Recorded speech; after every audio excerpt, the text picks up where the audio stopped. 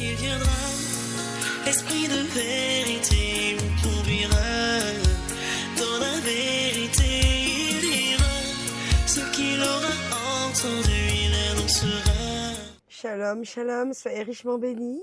Bienvenue encore dans notre émission Parfum du ciel. La semaine dernière, j'espère que vous n'avez pas été trop traumatisés, j'espère que vous avez été bénis, que vous avez pris du temps en couple pour prier, pour briser, pour fracasser, ou même toute seule, que vous avez commencé à faire votre autodélivrance et que vous voyez enfin le bout du tunnel, la sortie de cette misère. Aujourd'hui, nous allons continuer sur le même thème. J'espère que le Seigneur va nous faire du bien. Sans plus tarder ensemble, élevons la voix et prions. Père éternel, nous venons à toi dans le nom de Jésus. Ouvre notre intelligence et accorde-nous de rentrer dans le message. Révèle-nous les choses profondes et cachées. Que les œuvres des ténèbres soient exposées, que les foyers soient libérés, que les hommes et les femmes puissent enfin marcher libres avec la tête haute et manifester la victoire de la puissance de l'œuvre de la croix en détruisant les œuvres des ténèbres. Car il est écrit, le Fils de l'homme apparu sur la terre afin de détruire les œuvres des ténèbres. Accorde-nous cette victoire sur tout ce monde des ténèbres qui se cache et qui détruit nos vies, détruit nos foyers, détruit le foyer d'une amie, d'une sœur, d'une maman, depuis des années. Et elle ne sait surtout pas de quelle manière combattre et où aller trouver la source du problème. Aide-nous à traiter les choses en profondeur et que les œuvres des ténèbres soient à jamais mises à l'échec, qu'elles soient à jamais détruites, qu'elles soient à jamais anéanties, et que le nom de Jésus soit brandi comme un nom de puissance et de témoignage dans nos maisons et dans les maisons de nos frères et de nos sœurs. Au nom de Jésus, nous avons ainsi prié. Amen. Amen. Alors, la fois dernière, nous avons vu ensemble la sainteté au niveau de notre vie conjugale, les choses à faire et à ne pas faire. On s'est limité à ce qui doit se passer dans le rapport, dans un couple, dans un lit. Mais aujourd'hui, nous allons rajouter quelques versets bibliques et compléter l'enseignement de la fois dernière.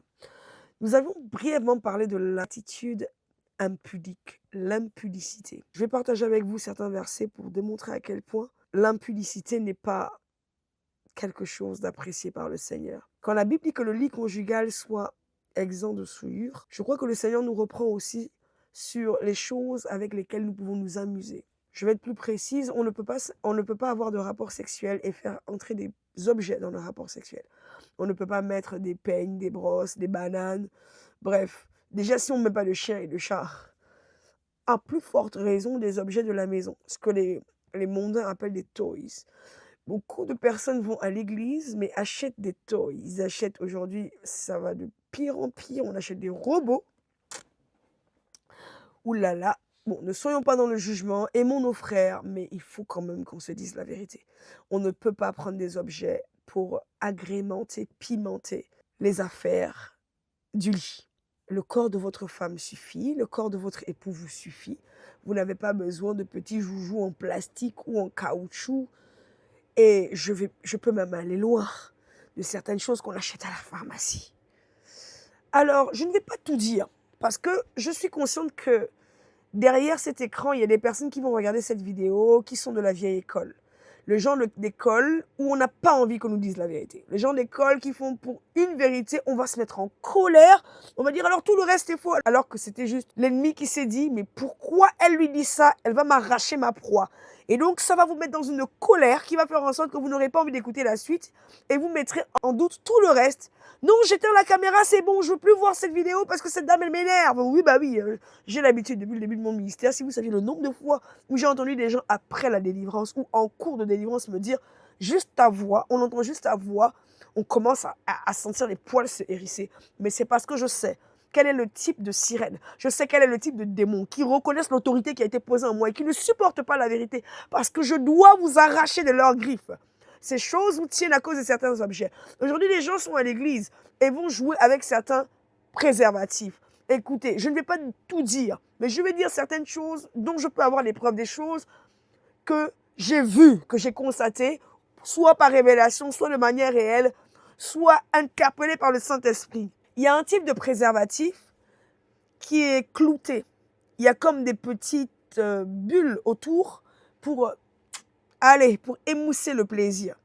Laissez-moi vous dire que ce petit truc-là, si vous tapez sur Internet les 7 Colombiens en enfer, ou vous tapez, il y a une jeune fille en France, c'était à l'église de quelqu'un dont je n'écoute pas les messages particulièrement, mais elle, son témoignage était vrai. Elle a parlé de comment elle a été enlevée en enfer, comment elle a été attachée sur une grande roue. Elle a été positionnée sur la grande roue, on a attaché ses mains, on a attaché ses pieds. Et à cause de l'adultère, elle a vu quelle punition elle a subie. En fait, ce qui se passe en enfer, c'est juste ce qu'on vous fait vivre avec ce préservatif. Donc parfois, vous achetez des choses, vous n'imaginez même pas d'où ça vient. La façon dont ce préservatif est conçu, en fait, il ressemble à la punition des adultères. La punition des adultères, c'est un gros serpent avec des clous autour du corps. Il est environné de clous et en fait, il doit déchirer le corps de la personne qui est dans l'adultère ou dans la fornication ou dans les relations sexuelles hors mariage. Et en fait, ils sont en enfer, ils sont attachés comme ça, les bras attachés, les pieds attachés. Le serpent rentre dans les organes génitaux, il vous déchire complètement. Les clous là montent et vous arrachent la peau, le corps complètement. Ils ressortent et on dit, mais sur la terre, n'est-ce pas que tu faisais ça, mais tu faisais quoi sur la terre? Ce qui se passe, la Bible dit, Apocalypse 22, regardez bien dans votre Bible, que celui qui se souille encore. Que celui qui est saint se sanctifie. Que celui qui pêche, pêche encore. Là, c'est terminé, là, Dieu ne cause plus. En réalité, quand vous mourrez avec un péché, ce péché se reproduit jusqu'au temps où Dieu va ouvrir la gêne pour jeter et les démons et vous. Mais en attendant, les démons vont vous torturer avec les péchés qui vous emmènent en enfer. Et en fait, ce qui se passe quand on va en enfer, quand j'ai visité l'enfer, j'ai été à des endroits différents. Et en fait, chaque péché commis vous emmène dans une case précise. Exemple, si j'ai commis la masturbation ou si j'ai commis la fornication, juste sexualité hors mariage, cette case-là où on t'attache, où le serpent a des clous et il te déchire et il sort et puis la chair se reconstitue et c'est éternel. Il te déchire encore et il ressort et la chair se reconstitue. Tu vas hurler comme tu veux. Ça va recommencer. Parce que c'est de la même manière que sur la terre tu péchais. Et en fait, on te donne l'image en XXL. Celui qui meurt là-bas avec le vin, vous le verrez dans le témoignage des 7 Colombiens qui ont été en enfer. La bouteille de vin, il boit sa bouteille de vin, la scène recommence éternellement. Il prend la bouteille de vin, on lui dit, bois encore mon ami, on lui remet une table, on lui met des bouteilles, et quand il boit, il y a l'acide qui déchire tout son être. Et ça brûle, et on lui dit, mais tu faisais ça sur la terre, continue. C'est écrit dans l'Apocalypse 22, prends encore la bouteille, et la bouteille, tout se reconstitue. Et il doit recommencer, ça c'est éternel. Celle qui volait les parfums, on va lui dire, ma chérie, tu volais les parfums sur la terre, prends encore les parfums. Tu aimes la séduction, non? Allez, rajoute. Et puis, elle va se mettre des parfums et ça va déchirer sa chair. Sa chair va fondre comme de la pourriture et ça va être reconstitué. Donc, je n'ai pas envie de vous dégoûter avec tout ce qui se passe dans le cadre des relations sexuelles, des positions. Mais si Dieu a pris plusieurs personnes qui parlent même français comme vous et moi, pour dire à la sœur, regarde exactement ce qui se passe quand tu commets l'adultère sur la terre. Laissez-moi vous parler un petit peu de l'adultère. Tout ce qui n'est pas à vous est pour quelqu'un d'autre. Je regarde un frère. Dieu ne t'a pas dit que c'est ton mari. Tu es dans l'adultère parce que tu convoites quelqu'un qui est peut-être le corps ou la côte de quelqu'un d'autre.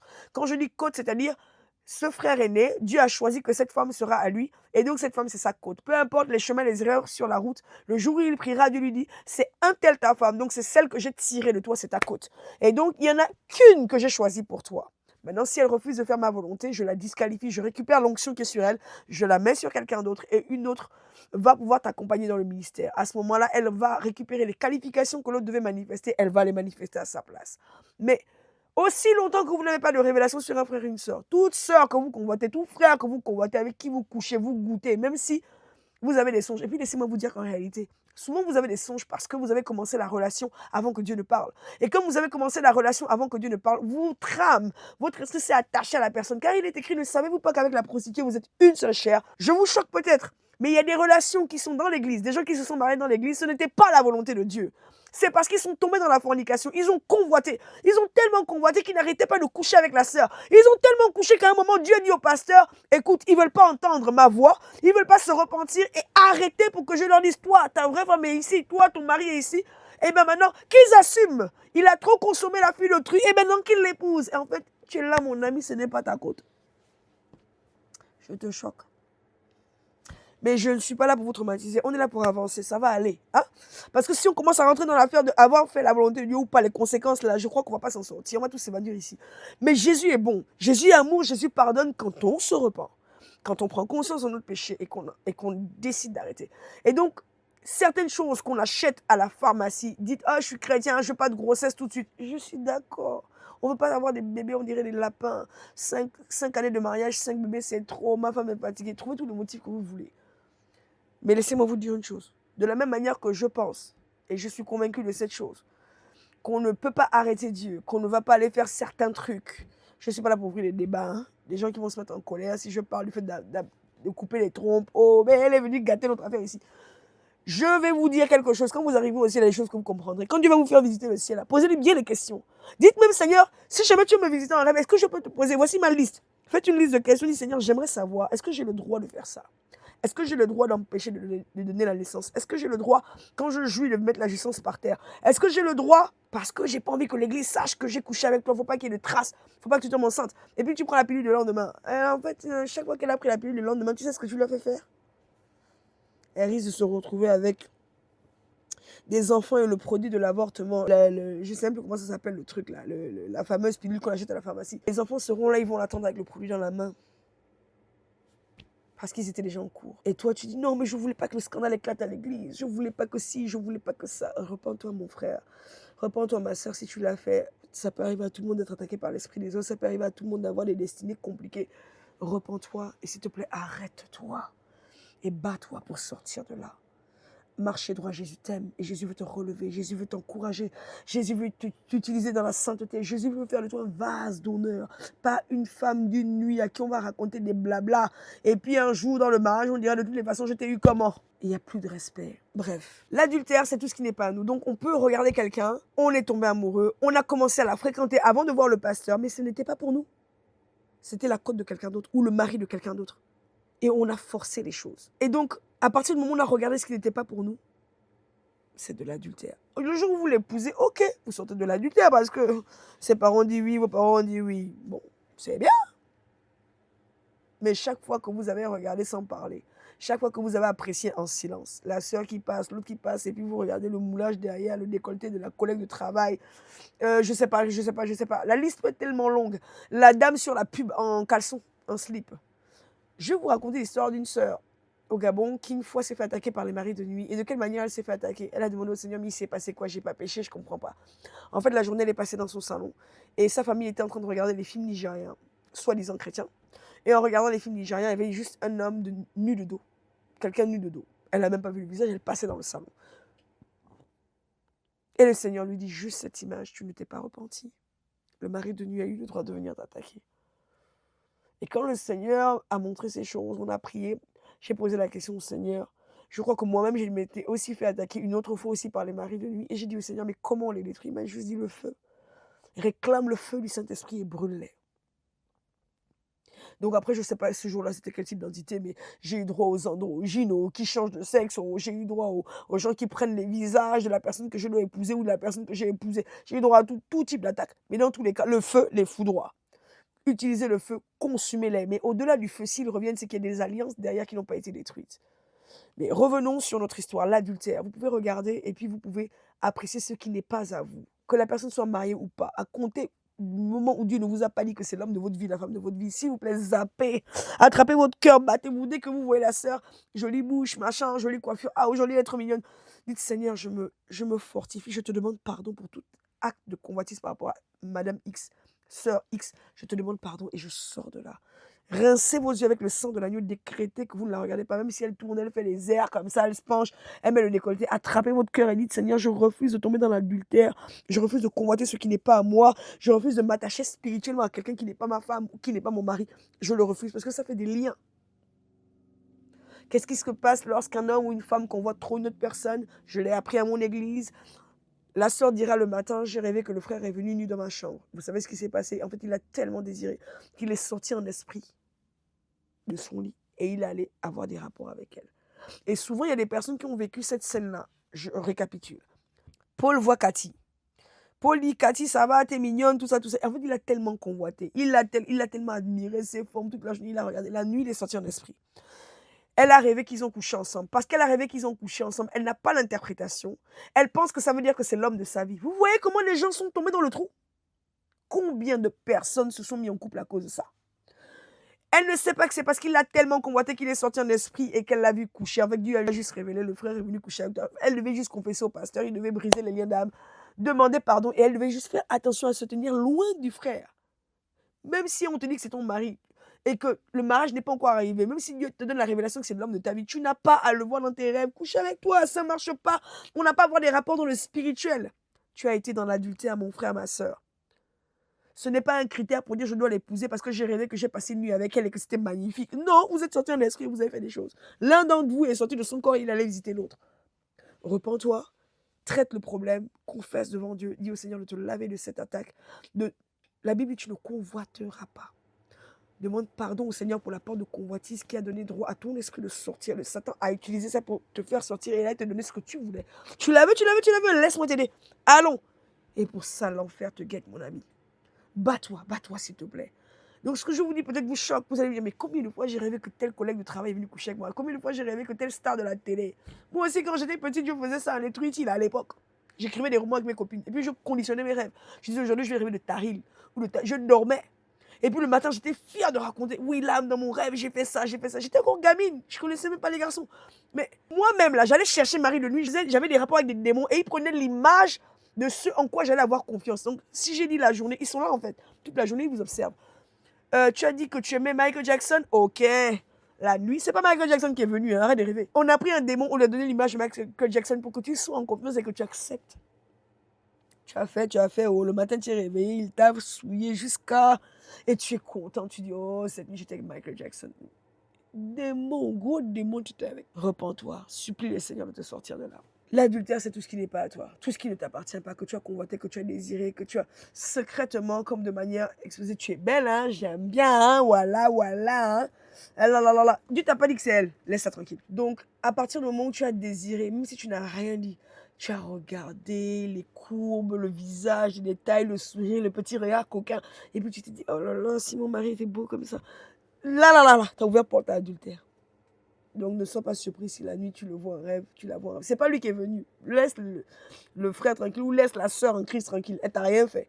Toi-même, là, il y a des mots, la sirène a pris son image et est venue te visiter avec son image. Elle n'est même pas au courant de ce qui se passe dans ton cœur. Repens-toi, prends autorité, renonce à ces choses et rejette-les de toutes tes forces. Lisons ensemble quelques passages qui nous attestent que Dieu a horreur de ces genres de choses. Il est écrit 1 Corinthiens 5, 11. En fait, ce que je vous écris, c'est de ne pas entretenir de relation avec quelqu'un qui, tout en se disant frère, vit dans l'immoralité sexuelle, est toujours désireux de posséder plus, idolâtre, calomniateur, ivrogne, voleur, de ne même pas manger. Il y a des frères, hein, quand vous voyez des comportements déplacés, oubliez le fait qu'il aille dans la même église que vous.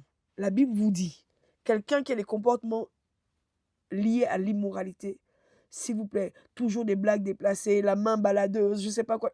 Zappez-le, classez-le, saluez-le à distance, qu'ils comprennent qu'avec vous, ça ne peut pas fonctionner. Ce n'est pas lui qui va vous trouver au milieu de votre foyer pour bloquer votre mariage. Avancez et coupez. La Bible nous dit aussi, voyons encore 1 Corinthiens 5, verset 18, fuyez l'impudicité. Quelque autre péché qu'un homme commette, ce péché hors du corps. Mais celui qui se livre à l'impudicité pêche contre son propre corps. Mais revenons sur l'impudicité. Nous avons défini la semaine dernière, définition impudique, caractère, comportement d'une personne qui transgresse sciemment et sans honte les convenances sociales en matière de sexualité, acte ou parole impudique. Que ce soit en décolleté, que ce soit dans la manière de vous regarder, les petits airs de machin, les yeux de chat, les machins, la main qui passe ici, le petit parfum qu'on double, dès qu'elle approche de vous, elle se reparfume, et puis elle marche de manière lascive. Tout ce qui peut avoir un lien pour vous emmener à penser à des choses sexuelles. Tout ce qui peut faire en sorte que, dans sa manière de faire, écoutez, là pendant que je parle, l'image qui me vient à l'esprit, c'est l'image d'une amie qui était avec moi au lycée, et elle était championne pour les images de lascivité, c'est-à-dire, mais même en fille, hein, quand on rigolait, elle allait faire des trucs genre, elle ouvre la bouche, je ne vais pas l'imiter, mais le genre de choses qui font penser à quand la fille fait quelque chose avec le sexe de l'homme. Ou bien la façon dont elle va passer la langue sur ses lèvres. Elle va faire des trucs, elle va te regarder, genre. J'ai visité un pays, bon, par amour pour eux, je ne vais pas dire le nom. Mais ils ont une technique, quand ils font les photos, ils vont toujours mettre le doigt comme ça, avec le sourire genre. Quand vous connaissez les choses spirituelles, il y a des choses qui ne se font pas. C'est le photographe même qui va vous dire, non, ici c'est la mode, ma soeur. Mets le doigt comme ça, fais le sourire, mets le doigt comme ça, mets des dents comme ça. Des choses comme qui reflètent la coquinerie. Des choses qui vont refléter vas-y, touche-moi là, ou des choses qui vont refléter, t'as vu comme je suis sexy. Il y a des images qu'on regardait quand on était jeune, des dessins animés, des personnages. Elles avaient des attitudes, des manières de se tenir, des postures, des manières de marcher, des manières de rigoler. Et vous allez vous rendre compte que les adultes reproduisent ces choses. Souvent, quand l'adulte, la maman là, qui a 55 ans, elle est assise au travail, elle a envie de séduire le frère. Elle est mariée, elle oublie qu'elle est mariée. Parfois, elle va s'oublier, hein. Elle va être là assise au travail, elle aura des airs, mais toi qui connais les choses spirituelles, vous allez dire, mais ça c'est l'air du dessin animé de Nicky Larson, de je sais pas quoi que je regardais, mais elle fait des airs de dragueuse. Et elle va vous dire, mais je me rends pas compte, ma fille. Oh non, j'ai juste fait ça comme ça. Je sais pas ce qui m'a pris. Esprit des eaux. Dites maman, faut chercher la délivrance de l'esprit des eaux. Et il y a des sœurs, elles n'ont pas envie de séduire, mais elles ont tellement pratiqué des attitudes de séduction qu'elle pue l'impudicité, mais elle pue l'impudicité. Pourtant, elle va te dire, mais je ne me suis pas masturbée, j'ai pas forniqué, mais c'est qu'elles sont tellement habituées à marcher d'un certain ordre. C'est-à-dire que même sans chaussures, la manière dont elle va poser ses pieds sur le sol. Moi, j'ai connu une fille qui était avec moi au lycée. Quand elle marchait, tous les hommes étaient fous le son derrière. Et quand elle marchait, elle faisait boum. Donc les fesses faisaient boum. Après l'autre pas, boum. Ça tremblait comme ça. Et puis, je les écoutais commenter. Ils disaient non, quand elle marche, ça nous rend fous. Elle-même, elle le disait, hein. Elle lui dit, tu vois, quand je marche, les garçons, ça les rend fous. Je dis, comment elle sait ça? Des attitudes. En fait, là, c'est la sirène qui est à l'intérieur de la personne et puis qui opère. Et la personne vous dira, mais je ne sais pas de quoi tu parles, je ne sais pas c'est quoi la sirène des eaux. J'ai pas voulu séduire ton mari. Oui, mais ma chérie, t'as pas voulu séduire mon mari, mais tu es là, tu lui fais des petits regards coquins, tu fais comme ça, tu secoues. Parfois, c'est inconscient, c'est-à-dire que la sirène a pris tellement de place en elle que la sirène et elle font un. Ou la sirène et le frère font un. Il y en a là qui sont des vrais, je ne dis pas les noms, sur Internet, oui, témoignages délivrés de la sorcellerie. S'il vous plaît, juste sur la face là. Dès que vous ouvrez la façade où il y a le titre, comment j'ai été délivré de la sorcellerie. Vous voyez le garçon, il a le décolleté jusqu'ici, le corps musclé, les tresses là. Mais mon ami, donc ton affaire où tu as quitté la sorcellerie là, pour venir en Christ, pour venir séduire les chrétiens qui vont regarder ton témoignage. Moi tout de suite je vois ça, je comprends que c'est un sorcier. Je suis désolée, pour moi c'est un agent. Tu ne peux pas être délivré de la sorcellerie, avoir rencontré le vrai Dieu, faire des témoignages de ta conversion, et dans les témoignages, tu nous informes, attention, les sorciers attaquent vos téléphones. J'étais spécialiste des téléphones, je rentrais dans les maisons des gens, quand elle posait le téléphone, tu passes tant d'heures sur Facebook, machin, à partir d'un certain moment, c'est plus le téléphone avec lequel tu parles, c'est un esprit qui est derrière, et nous on était derrière les datas. Il explique, mais il explique, je regarde la vidéo, le gars, le vêtement décolleté, les tresses, des airs comme ça, j'ai dit, mais ça là, c'est pas de Dieu. Je quitte le témoignage, je comprends que c'est un agent impudique. Beaucoup de personnes sont impudiques, mais sans même s'en rendre compte. Et puis, ils ne comprendront pas, mais pourquoi l'homme de Dieu dit qu'il y a de l'impudicité en moi? Pourquoi je dois chasser? Certaines personnes, ça se manifeste par les douleurs de dos. Oh là là, quand l'esprit se manifeste. Et je me rappelle, quand j'étais dans le monde, je lisais des livres. Je ne vais pas dire les noms parce qu'il ne faut pas que vous allez les voir. Des livres, et dans ces livres, on expliquait, c'était des livres du monde spirituel. C'est comme ça que j'ai compris certaines choses. Après, en Christ, j'ai commencé à pratiquer la délivrance. Comment le serpent se pose sur la base de la colonne vertébrale. Les Indiens appellent ça le Kundalini. Dans l'image, vous verrez deux serpents entrelacés comme ça sur la colonne vertébrale. Mais pour moi, c'était juste un truc spirituel que je lisais quand j'avais 15 ans. Et quand j'arrive en Christ, et puis je vois que pendant les délivrances de l'esprit d'impudicité, les personnes ont mal au bas du dos. Je dis, oh, Jesus, maintenant je comprends. Et puis je m'approche de la colonne vertébrale de la personne, et puis juste, je coupe tes têtes. Parce que comme l'image, je la connaissais, les serpents entrelacés sur la colonne vertébrale. Et là, la personne hurle, non, non, non, pas ça, c'est parce que les serpents sont vraiment en train d'être liés dans sa colonne vertébrale, les serpents qui agissent dans les moments sexuels pour lui donner des pulsions. Vas-y, mets-toi comme ça, tourne comme ça, bouge ton corps comme ça, marche comme ça. Et dans certains cas, ils sont positionnés dans la colonne vertébrale et ils opèrent. Et donc, si ces choses-là, vous ne prenez pas autorité, que ce soit ce type d'attaque ou une autre attaque, il va falloir à un moment dire, là, il faut que je m'arrête là. Pourquoi je parle comme ça? Pourquoi j'ai forcément besoin d'avoir des trucs pour séduire? Pourquoi il faut que je mette ma main comme ça? Et pourquoi sur la photo, j'ai bien fait ça, qu'on voit bien là, que les ongles sont longs, et puis que ça fait genre sexy. Déjà, tu es en Christ, le mot sexy, ça fait quoi dans ton langage? Le mot sexy fait quoi dans ton accoutrement? Le mot sexy fait quoi dans ta manière de passer la langue sur les lèvres? Le mot sexy fait quoi dans ta manière comment elle dit ça? De battre les cils. Ça fait quoi là-dedans? Où est le rapport? Tu es dans la sainteté. Sexy n'a rien à voir avec ton langage. Et donc, tu peux être à l'église, être diaconesse, maman, pasteur, avoir des attitudes impudiques sans t'en rendre compte. Parce que tu es constamment dans la séduction. Tu peux me mettre en train de parler en langue et essayer de me dire, oui, moi, je prierai, bah. Mais juste, je te regarde. La façon dont tes lèvres sont rouges. La façon dont, genre, tu te tiens comme ça. Juste tes photos sur ton profil WhatsApp me disent qui tu es. Aujourd'hui, c'est notre décolleté. Demain, c'est comme ça. Après-demain, c'est yeux de chat. Après-demain, c'est bouche de lynx. Je ne sais même pas quel mot je vais utiliser là. Mais tu regardes le personnage, tu te demandes, mais elle va vraiment à l'église. Enfin, Jésus l'a trouvé où? Parce que si Jésus l'a rencontrée, elle se souviendra que Jésus est simple, que Jésus est propre, que Jésus est pur, qu'il n'y a rien de fake en Jésus. Tout ce qui est fake là, il n'y a pas ça en Jésus. Je ne suis pas contre ton maquillage, mais au bout d'un moment, tout ce qui fait en sorte que les gens sur le chemin vont se retourner pour dire tu es belle, tu es beau. Tout ce qui fera en sorte qu'on va te regarder au-delà du naturel est une opération de séduction. Que tu le veuilles ou pas, c'est comme ça que ça fonctionne. Le bijou qui fait en sorte que ton cou devient gracile. La bague qui fait en sorte que ton doigt est raffiné. Tout ce qui fait en sorte que tu deviennes intéressante, que ta cheville devienne racée. Parce que grâce à la chevillère, quand on regarde ta cheville, toi-même tu secoues le pied comme ça. Quand tu croises les pieds, tu mets un sur l'autre et puis tu fais comme ça.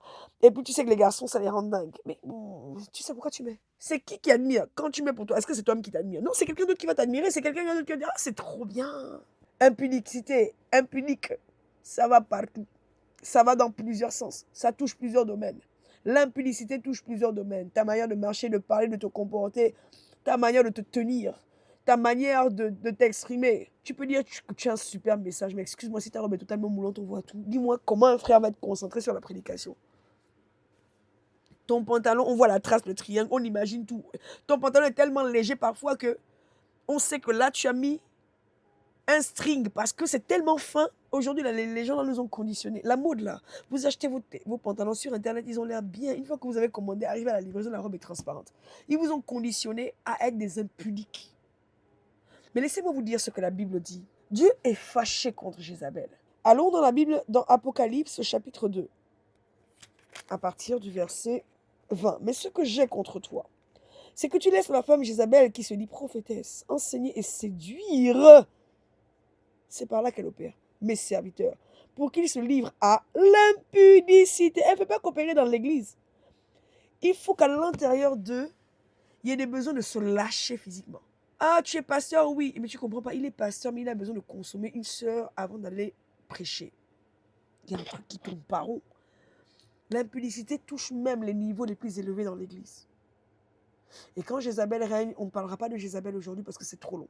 Quand Jézabel règne, vous verrez que l'impudicité règne dans l'église. Donc ce que je dis, ce n'est pas juste un fléau pour les jeunes, hein? C'est aussi un fléau chez les gens qui sont attaqués par l'esprit des eaux. Quand votre ministère est attaqué par l'esprit des eaux, vous allez constater que vos diacres, vos diaconesses commencent à tomber dans la souillure. Ils se mettent à coucher entre eux. Les chantres se mettent à coucher entre eux, surtout dans la louange. Satan déteste la louange. Et vous ne comprenez pas, mais j'ai fait quoi, Seigneur? Est-ce que c'est moi qui ai un problème? Non, ce n'est pas vous qui avez un problème. C'est l'attaque contre votre ministère. Et souvent, c'est qu'il y a une Jézabel derrière. Jézabel, ce n'est pas forcément derrière une femme. Jézabel peut être aussi derrière un homme qui veut tout diriger, tout commander. Il commence à prendre tous les postes. Et puis, c'est lui qui donne les ordres. Et puis, c'est lui qui il devient indispensable. Il donne des grosses dîmes. Au bout d'un moment, vous avez l'impression que toute l'église repose sur lui. Il est en train de tout saccager. Il est en mission. Même si c'est Dieu d'ouvrir les yeux parce qu'il est indispensable. Au bout d'un moment, Dieu vous dira, fous-le à la porte. Et tu verras comment la sainteté sera rétablie parmi les âmes. Il y a tellement de versets qui parlent de l'impudicité. Un verset sur lequel le Seigneur m'a parlé est celui de Sophonie au chapitre 2. Il dit, à partir du verset 1, rentrez en vous-même, examinez-vous. Dieu ne parle même pas juste d'un frère ou d'une soeur. Une nation sans pudeur, impunique. Tu ne te couvres pas. Tu es exposé tout le temps. Tu manifestes des trucs à caractère sexuel tout le temps. Tu veux attirer tout le temps. Avant que le décret s'exécute et que ce jour passe comme la balle, avant que la colère ardente de l'Éternel fonde sur vous, avant que le jour de la colère de l'Éternel fonde sur vous. Waouh, nation sans pudeur, nation sans pudeur. Il y a des pays, Dieu regarde, mais la tête de Dieu doit chauffer. Il doit se dire, mais c'est pas possible. Là-bas, tout le monde est déshabillé. Le papa serait nu devant les enfants. Tout ça, c'est de l'impudicité. Les oncles qui sont en caleçon à la maison, on voit tout leur corps. Mais qu'est-ce qu'ils ont à montrer? Leur corps au point que tu vois que tout est poilu. Ils n'ont pas à s'exposer comme ça. Tu es là, tu dis, tonton, habille-toi. Ou bien tu te lèves, tu sors, tu détournes le visage. Mais qu'est-ce qu'il y a, ma fille? Non, en fait, tonton, la Bible explique que je n'ai pas à voir ton corps. Ton corps appartient à Tati. Donc, je préfère sortir de la maison. Au bout d'un moment, ils vont se comporter quand vous serez chez eux. Il y a tellement de versets. 2 Corinthiens 12, 21. Je crains qu'à mon arrivée, mon Dieu ne m'humilie de nouveau à votre sujet et que je n'ai à pleurer sur plusieurs de ceux qui ont péché précédemment et qui ne se sont pas repentis de l'impureté, de l'impudicité et des dissolutions auxquelles ils se sont livrés. Galates 5, 19 à 20. Or, les œuvres de la chair sont manifestes. Ce sont œuvre numéro 1, l'impudicité. C'est peut-être un mot que vous avez croisé plein de fois dans la Bible, mais jamais vous êtes arrêté en vous disant, est-ce que ça veut dire ça, et ça aussi, et ça aussi. Et là, vous êtes en train de découvrir qu'en fait, le panel, il est extra large. J'en suis un point moi, mais je ne sais pas c'est quoi les limites de l'impudicité. Mais tout ce que je sais, c'est que quand ces esprits opèrent dans vos rêves, il faut à tout prix vous mettre Dieu sur le dos. Il faut que vous fassiez les choses que Dieu est. Des choses qui vous rendent abominables aux yeux de Dieu. L'impudicité, l'impureté, la dissolution, l'idolâtrie, la magie, les inimitiés, les querelles, les jalousies, les animosités, les disputes, les divisions, les sectes, l'envie, l'ivrognerie, les excès de table et les choses semblables, je vous dis d'avance, comme je l'ai déjà dit, que ceux qui commettent de telles choses n'hériteront point le royaume des cieux. Donc dis à ta cousine qui est tout le temps en train de traîner un mini-jupe à la maison, que même si elle chante bien la chorale, parce qu'elle est tout le temps en train d'exposer son corps, si elle est impudique, elle n'héritera pas du royaume des cieux. Tu vas peut-être la choquer, mais c'est dans sa Bible. Donne-lui le verset, dis-lui ma chérie. À l'église, tout le monde te respecte. Tu mets la longue soutane devant tout le monde. Mais tu ne peux pas, à la maison, te balader avec le corps découvert. Donc, pour revenir aux choses qu'il ne faut pas faire, je vous disais tantôt, bien-aimés, qu'il y a des choses que vous ne pouvez pas acheter juste en pharmacie ou sur Internet pour agrémenter et pimenter votre relation sexuelle. Nous avons parlé d'un exemple de préservatif, comme j'ai expliqué comment on le retrouve en enfer et comment il se manifeste. Et en fait, sur la terre, il vous est vendu juste comme un préservatif. Ça a l'air tellement innocent et en plus, ils sont parfumés. Vous vous dites, mais c'est juste un préso. Ça m'empêche de tomber enceinte. Mais en fait, ils ont un rôle très précis. Et en fait, ils reflètent la punition qui vous attend en enfer. Autre chose, des produits que vous allez acheter. Des produits parce qu'ils sont parfumés, aromatisés. Priez avant d'utiliser des produits. Demandez au Saint-Esprit. Et puis, je crois qu'il y a une catégorie de personnes, même s'ils prient 10 fois, ils ne recevront rien. Parce que dans tous les cas, ils ont quand même décidé d'utiliser. Ou alors, ils ne sont pas assez consacrés pour avoir certains détails. Mais je vous dis que si vous criez à Dieu de manière sincère, Dieu vous dira clairement, telle crème, ne la mets pas sur tes parties génitales. N'utilise pas ça par rapport à ta femme. Et puis, il y a quelque chose qui m'interpelle. Parfois, on pense que dans le mariage, Dieu se trompe. Dieu ne se trompe pas. Quand c'est vraiment la côte, le corps que Dieu a mis ensemble, ils sont censés s'emboîter. Quelle que soit la taille, même si le garçon est grand ou la fille est grande, l'autre est petit. Leurs corps ont été fabriqués de manière à s'emboîter très naturellement. C'est-à-dire que si vous êtes dans une frustration selon laquelle mon sexe est trop petit, j'ai pas envie qu'elle aille voir ailleurs, donc je suis obligé de rajouter des joujoux. Posez-vous la question, Seigneur, est-ce que c'est bien la bonne? Je ne vous dis pas d'aller divorcer. Normalement, si quelque chose vient de Dieu, le Seigneur lui-même doit vous donner les stratégies pour la rendre heureuse, pour lui faire plaisir. Moi, je vous dis, Dieu est même capable de vous dire, fais-lui l'amour dans telle position. Et elle va s'éclater de la folie. Parce que c'est une position révélée, parce que vous êtes vraiment l'homme de sa vie, ou bien parce que vous marchez vraiment avec Dieu. Dieu a vu votre cœur. Et même si ce n'était pas la bonne, mais en tant que vous êtes mariés trop tard, Dieu est là, il ne va pas vous séparer. Mais vous criez à Dieu en disant, je veux rester dans la sainteté, mais je veux me débarrasser de ces bêtises-là. Et le Seigneur va laisser ces petits démons sortir quand vous les jetez à la poubelle. Et il va commencer à vous dire, voici de quelle manière tu saurais lui faire plaisir. Voici de quelle manière tu pourrais la toucher. Des choses qu'elle n'imagine même pas. Et ça va être des choses saines. Ça va pas être des choses grossières ou des choses choquantes ou des choses... Je me rappelle quand j'étais jeune, j'entendais les gens dire, une femme, en tout cas, elle a le droit d'être la prostituée de son mari. Moi, je vous dis non. Même quand c'est votre mari. Vous n'avez pas à être une prostituée dans le lit de votre mari. La Bible dit, réjouis-toi de la femme de ta jeunesse, biche tes amours, etc., etc. Mais la Bible ne dit pas qu'elle doit faire des choses ressemblant à ce qui se passe dans les films. La Bible ne dit pas qu'elle doit mettre des bottes hautes, prendre des lanières, te flageller, ou faire des choses, dire des gros mots. La Bible ne dit ça nulle part. Donc ma sœur, si tes tantes là, tes mamans, avant le mariage, t'ont préparé en te disant, sois la prostituée de ton mari, aujourd'hui brise ces paroles. Déclare, je ne serai une prostituée ni dans mon mariage, ni hors de mon mariage, ni dans le monde spirituel. Je suis une femme de sainteté. Et même dans mon mariage, je manifeste la sainteté. Et même dans ma manière de faire les enfants, je le ferai dans la sainteté. Refusez de dorénavant certaines choses. Oubliez le mot piquant. Dieu est capable de vous réjouir l'un et l'autre par un cœur pur, des pensées pures, un amour vrai. Et vous permettre de goûter à des choses extraordinaires dans la pureté et la simplicité. Et vous verrez que plus vous lui ferez confiance, plus les choses seront meilleures. Je reviens très vite sur sans pudeur, impudique. Quand quelqu'un est sans pudeur, c'est qu'il n'a pas honte d'exposer son corps. Il n'a pas honte d'exposer des parties. Il n'a pas honte d'exposer des détails. Il n'a pas honte d'exposer son couple. Il n'a pas honte d'exposer sa nudité. Il n'a pas honte d'exposer ses parties intimes. Tout ça, c'est impudicité. L'impudicité est tellement vaste. Je vous disais que le panel est large comme ça. Je n'ai pas aujourd'hui toute la définition de l'impudicité. Mais tout ce qui va vous emmener à penser à quelque chose de sexuel. Toute attitude, tout regard, tout comportement, toute voix même qui va vous exciter. Tout parfum qu'une femme va mettre, qui lorsqu'elle passe, tous les hommes se retournent, ce parfum est spirituellement chargé. Dites-lui, ma sœur, s'il te plaît, demande la délivrance. Jette ton parfum à la poubelle, qu'elle soit choquée ou pas. Dites-lui, ton parfum nous perturbe, ce n'est pas normal. Tout ce qui va vous emmener à être excité, vous emmener à la désirer, vous emmener à la convoiter, vous emmener à la regarder autrement. Comme dans les films, les regards vont changer. Dites-vous, là, il y a quelque chose de pas normal. Cette sœur a quelque chose, je la prends l'autorité, sinon je vais me faire envoûter. Parfois, elle n'est même pas consciente, c'est juste un parfum qu'elle a, qu'elle aime bien. Mais avec ça, elle va ouvrir des portes à l'impudicité. Et elle-même, elle va se rendre compte qu'elle va commencer à avoir envie de faire des choses auxquelles elle ne pensait pas. Elle aura envie de se toucher, elle aura envie de faire des trucs. Et puis elle va dire, c'est bizarre, c'est depuis que j'ai tel vêtement ou tel parfum que j'ai ce genre de pensée. Parfois, on ne fait pas le lien avec un objet qu'on a fait rentrer chez soi. On parlera ensemble la prochaine fois du nettoyage de la maison, comment sanctifier votre maison.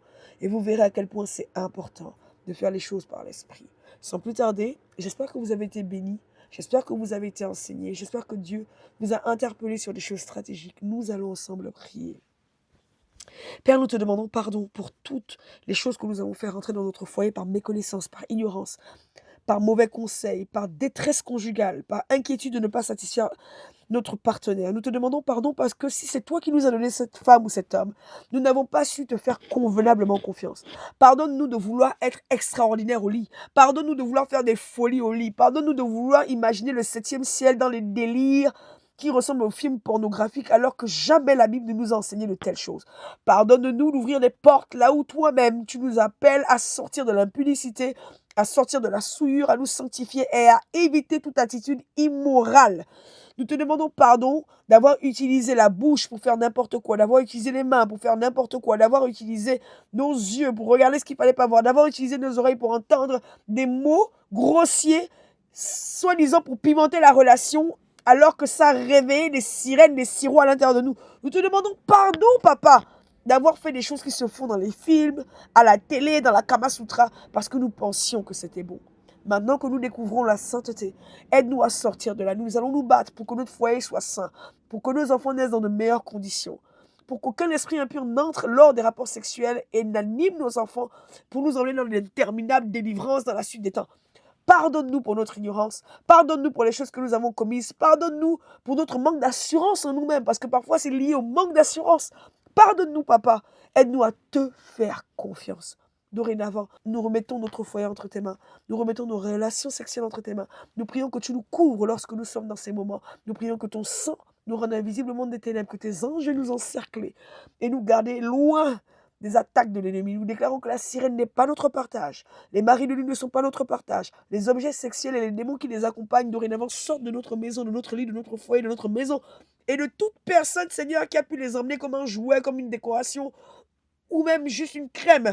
Seigneur, chargé d'esprit démoniaque qui a été posé au chevet de notre lit, que nous avons utilisé par accident une fois ou deux. Pardonne-nous, Seigneur, de les avoir utilisés.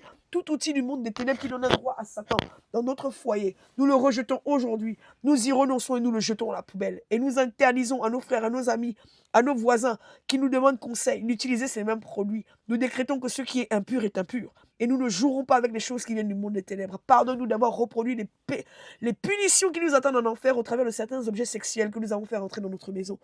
Nous crions à toi, s'il te plaît, brise les chaînes qui donnent un droit légal à l'ennemi de nous emmener dans ces cases de péché. Nous sortons de ces cases de péché, sors-nous de là, nous lavons nos mains, nous les purifions dans le sang de l'agneau. Et nous te demandons pardon, que ces objets ne soient plus une occasion de chute pour nous. Aide-nous, sanctifie-nous, restaure-nous et change notre attitude, notre regard, notre manière de nous asseoir, de marcher, de nous habiller, de nous présenter aux gens, notre manière de sourire, notre manière de poser des gestes, que nous ne soyons plus jamais dans la séduction. Même dans notre manière de prêcher, aide-nous à ne plus être dans la séduction si tel était déjà le cas. Fais-nous la grâce d'être sanctifiés, consacrés. Aide-nous à grandir dans la consécration, à te chercher davantage, à te demander de nous révéler encore toutes les choses qui ne te glorifient pas. Nous sommes résolus, nous décidons après cette prière, après cet enseignement. Parle-nous et révèle-nous tout ce qui dans notre maison doit être éjecté. Révèle-nous les choses cachées afin que le ménage soit total et que les esprits méchants, les esprits impurs, les sorciers de la famille n'aient plus de droit d'accès dans notre chambre conjugale. Au nom de Jésus-Christ de Nazareth, nous avons ainsi prié. Amen. Amen. Je vous encourage aussi, si vous avez des sous-vêtements, des strings, des sous-vêtements avec beaucoup de cordes.